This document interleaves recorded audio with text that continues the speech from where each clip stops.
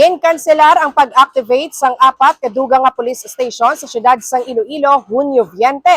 Sa interview sa K5 News of Iloilo kay Iloilo City Police Director Colonel Juarez de Coronica, ginpahayag sini nga hindi available ang schedule ni Philippine National Police o kon PNP Chief General Francisco Marbil nga isa sa mga hindi napit kung tani nga bisita. Suno kay Colonel Coronica nga Hulyo 2 iga-activate ang Police Station 7, Police Station 8, Police Station 9 kag Police Station 10.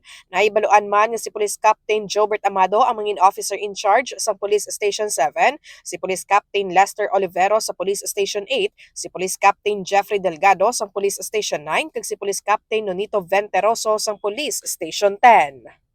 Ini si K5 Karen Badilla para sa Kampiyon nga Balita, Serbisyo Publiko kag Kalingawan sa Iloilo. K5 News FM.